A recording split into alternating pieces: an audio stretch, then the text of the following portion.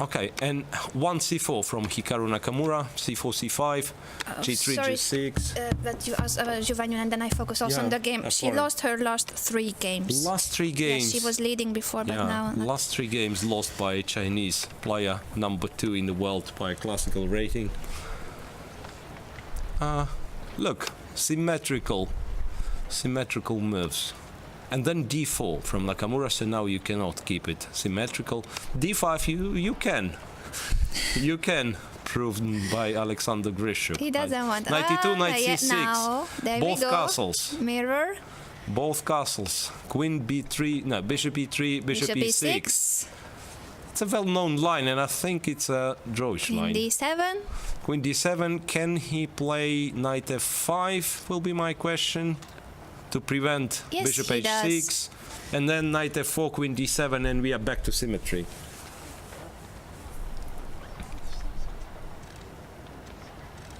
Well, knight f4 was not possible because d4 was hanging. I just wanted to keep it symmetrical, so that's why I suggested this move. No, it's not kept symmetrical anymore.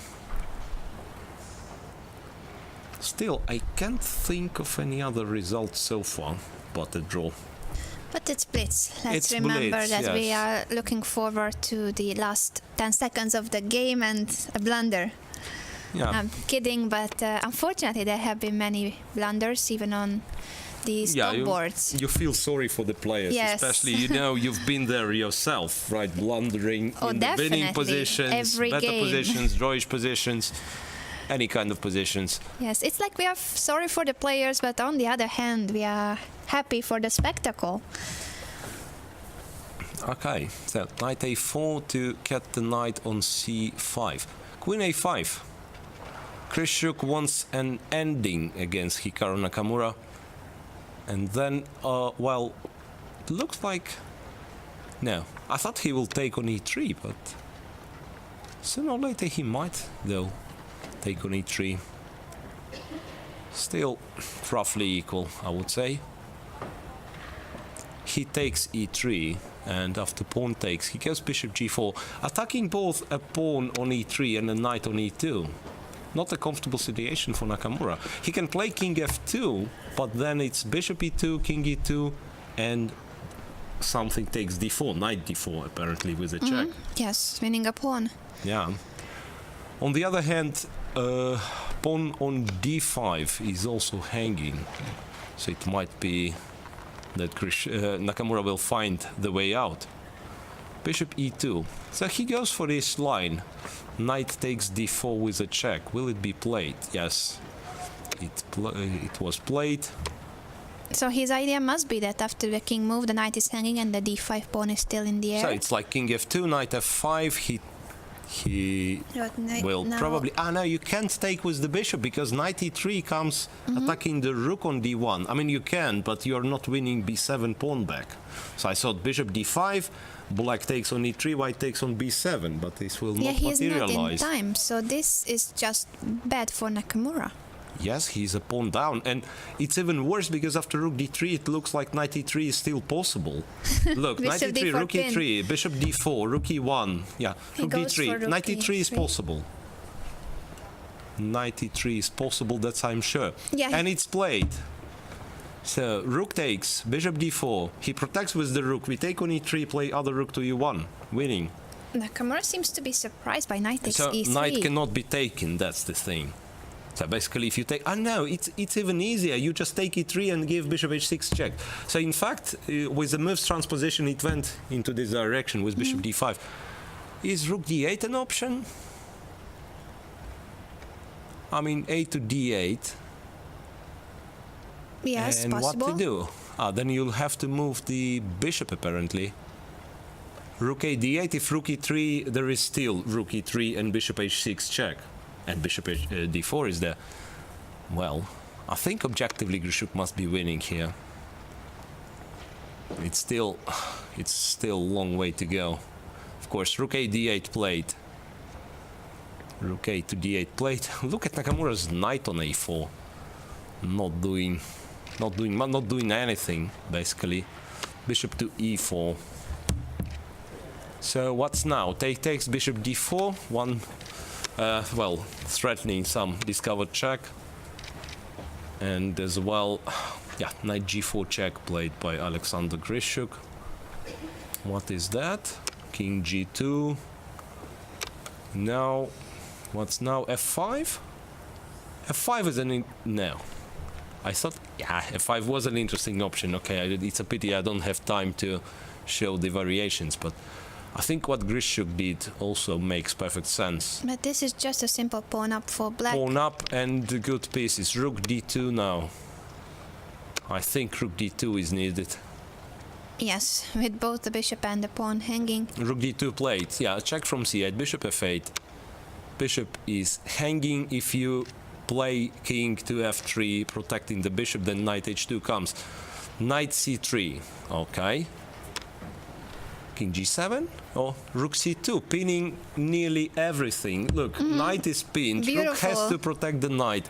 Knight protects the bishop. Bishop cannot be moved. So it's only a king move or basically only a king move.